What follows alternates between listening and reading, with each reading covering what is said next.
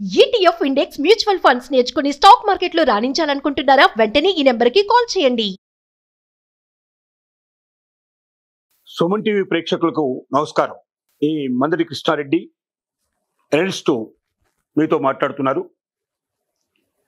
మైక్రోసాఫ్ట్లో ఏమిటి ఘోరం? ప్రపంచ దిగ్గజ కంపెనీలో ఒకటైనటువంటి మైక్రోసాఫ్ట్ కంపెనీ లే ఆఫ్ ప్రకటించింది. తన ఉద్యోగుల్లో సుమారు 2-3% ఉద్యోగుల్ని తొలగించాలని నిర్ణయించుకుంది. దానివల్ల సుమారు 6,000 మంది ఎంప్లాయీస్ రోడ్డును పడిపోయే పరిస్థితులు ఏర్పడుతున్నాయి. దానికి కంపెనీ చెప్తున్నటువంటి కారణాలు ఏమిటంటే, ఒకటి కరోనా విజృంభించడం, రెండవది తమ నష్టాల నుంచి బారిన ఉన్నాము, ఆ నష్టాలు కాపాడుకోవడానికి కొంతమంది ఉద్యోగుల్ని తప్పక తీయాల్సిన పరిస్థితి ఏర్పడుతుందని చెప్తోంది.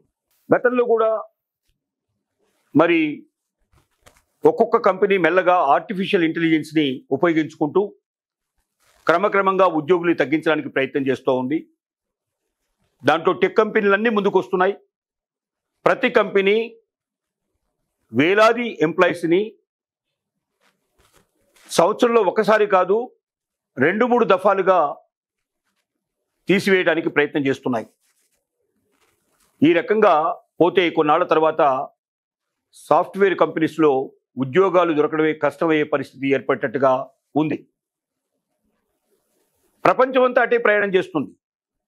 ఎప్పుడైతే ఆర్టిఫిషియల్ ఇంటెలిజెన్స్ యొక్క ఉపయోగాలు పెరిగాయో ఒక్కొక్క కంపెనీ దాన్ని అడాప్ట్ చేసుకోవడం, ఉద్యోగులు చేసే పనిని మరి ఆర్టిఫిషియల్ ఇంటెలిజెన్స్ ద్వారా చేయించుకోవడానికి ప్రయత్నం చేయడం, తద్వారా చాలా తక్కువ ఖర్చుతో ఒక ఉద్యోగుల మీద పెట్టేటువంటి డబ్బు ఒక ఆర్టిఫిషియల్ ఇంటెలిజెన్స్తో పోల్చినట్టయితే ఒక 100 నుంచి 1000 మంది ఉద్యోగుల మీద పెట్టే ఖర్చులో ఒక 10వ వంతు ఖర్చు పెట్టినట్టయితే ఆర్టిఫిషియల్ ఇంటెలిజెన్స్తో అదే పనిని అంతకన్నా బాగా, అంతకన్నా ఎక్యురేట్గా, అంతకన్నా పర్ఫెక్ట్గా చేయించుకోగలిగే అవకాశం కంపెనీలకు దొరికినప్పుడు ఏ కంపెనీ మాత్రం దయాదాక్షిణ్యాలతో ఎక్కువ మంది ఉద్యోగులు పెడతాను, వాళ్ళ జీతభత్యాలు ఇస్తాను, వాళ్ళని పోషిస్తానని చెప్తాయి చెప్పండి?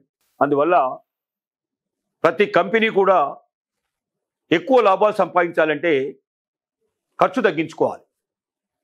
ఖర్చులో ఎక్కువగా ఉండేది జీతభత్యాలే ఉంటాయి కాబట్టి ఎక్కువ ఎంప్లాయీస్ని పెట్టుకోవడం ద్వారా, అందులోనూ ఎగ్జిక్యూటివ్స్ని ఎక్కువగా హై రేంజ్ బాగా శాలరీస్ ఉండేటువంటి వ్యక్తుల్ని పెట్టుకోవడం ద్వారా ఎక్కువ మొత్తంలో వాళ్ళు చెల్లించాల్సిన పరిస్థితులు ఏర్పడుతున్నాయి. ఈ ఎక్కువ మొత్తంలో చెల్లించడం ద్వారా కంపెనీలకు నష్టాలు వస్తున్నాయనేటువంటి ఒక కొత్త పాట అందుకున్నాయి. కాబట్టి వీలైనంత వరకు అధిక జీతాలు పొందుతున్నటువంటి ఎగ్జిక్యూటివ్స్ని వీలైనంత వదిలించుకోవడానికి ప్రయత్నాలు మొదలయ్యాయి. ఆ తర్వాత సెకండ్ లెవెల్ ఉద్యోగస్తులు కూడా వాళ్ళ ప్రభావం నెక్స్ట్ వాళ్ళ మీద ప్రభావం పడుతోంది. ఈ రకంగా చూసినట్టయితే సాఫ్ట్వేర్ కంపెనీలో ఉద్యోగస్తుల యొక్క జీవితాల లోపల భద్రత కరువైపోయింది. చాలామంది సరిగ్గా నిద్రలు పోలేకపోతున్నారు. మా భవిష్యత్తు ఏమిటి, మేము కట్టాల్సినటువంటి ఈఎంఐల పరిస్థితి ఏమిటి, సడన్గా మమ్మల్ని తీసేస్తే మా జీవితం ఏమిటి? ఒక మంచి జీవితాన్ని ఊహించుకొని ఆలోచించుకొని చదువుకునేటప్పుడే నేను ఖచ్చితంగా సాఫ్ట్వేర్ ఉద్యోగిని అవుతాననే ఆలోచనతోటి చాలామంది పిల్లలు విద్యార్థి దశ నుంచే కళ్ళకు అంటున్నారు. ఆ కళ్ళకు రూపం తీసుకొచ్చుకోవడానికి అహోరాత్రాలు శ్రమించి మంచి మంచి స్కూల్స్లో, మంచి మంచి కాలేజెస్లో చదువుకొని, వీలైతే విదేశీ విద్యను కూడా పూర్తి చేసుకొని గొప్ప కంపెనీలకు అప్లై చేసుకొని వైట్ కాలర్ జాబ్ చేసుకుంటూ కాలు మీద కాలు వేసుకొని జీవితం అంతా ఆనందంగా సంతోషంగా గడపవచ్చు అనేటువంటి కలల్లో, ఊహల్లో, ఉద్దేశాల్లో ఉన్నవారు ఇప్పటికే కంపెనీలో జాయిన్ అయిపోయి ఇల్లు, కారు, ఫర్నిచరు, పిల్లలకు మంచి మంచి స్కూల్సు, తమకు వచ్చేటువంటి ఆదాయం లోపల హాయిగా ఆనందంగా బతకడానికి, రిచ్గా ఉండడానికి ప్రతి ఒక్కరు ప్రయత్నం చేస్తూ ఉన్నారు. ఈ తరుణంలో ఉద్యోగానికే భద్రత లేదు. నీ ఉద్యోగం తీసేసామంటే వాళ్ళు మళ్ళీ ఇంకెక్కడైనా అప్లై చేసుకుని ఉద్యోగం పొందడం కూడా చాలా కష్టంగా ఉంది. టెక్ కంపెనీస్ అన్నీ ఒకే రకమైన మాట మీద నిలబడుతున్నాయి. అందరూ ఆర్టిఫిషియల్ ఇంటెలిజెన్స్ని ఆశ్రయిస్తున్నారు. తద్వారా లక్షలాది మంది జీవితాల లోపల శూన్యం మిగిలిపోయే పరిస్థితి ఏర్పడుతోంది. పరిస్థితులు తలకిందులయ్యే పరిస్థితులు ఏర్పడుతున్నాయి.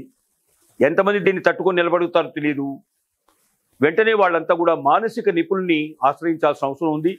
లేకపోతే డిప్రెషన్లోకి వెళ్ళిపోయే పరిస్థితి, లేకపోతే సూసైడ్ చేసుకోవాలనే ఆలోచన రావడం, ఇలాంటివన్నీ కూడా జరిగే అవకాశాలు ఉన్నాయి. కాబట్టి చాలామంది విశ్లేషకులు సూచిస్తుంది ఏమిటంటే, టెక్ కంపెనీలో పనిచేసే వాళ్ళు వెంటనే మానసిక నిపుణుల్ని కలవాలని, వాళ్ళ సలహా తీసుకోవాలని, వాళ్ళలో ఉన్న భయాందోళనను పోగొట్టుకోవాలని, మెంటల్గా ప్రిపేర్ అవ్వాలని, భవిష్యత్తులో ఎలాంటి పరిస్థితుల్లో పడ్డా వాళ్ళ కాళ్ళ మీద వాళ్ళు నిలబడి ఆల్టర్నేటివ్స్ ఏమైనా వెతుక్కొని జీవితానికి ముందుకు నడిపించాలి తప్ప జీవితాన్ని అంతం చేసుకోవడానికి ప్రయత్నించకూడదని ప్రతి ఒక్కరికి కూడా విజ్ఞప్తి చేస్తూ, మైక్రోసాఫ్ట్ లెసన్తో భవిష్యత్తులో చదువుకునే విద్యార్థులనేది కూడా 1-2 సార్లు ఆలోచించుకోవాలి. సాఫ్ట్వేరే జీవితం అనుకుని ముందుకు వెళ్ళకూడదు. ఆల్టర్నేట్స్ ఏమున్నాయో వెతుక్కోవాలి. ఉద్యోగం మీదనే ఆధారపడకుండా ఎంటర్‌ప్రెన్యూర్‌షిప్ కోసం ప్రయత్నించాలని మనవి చేస్తున్నాం.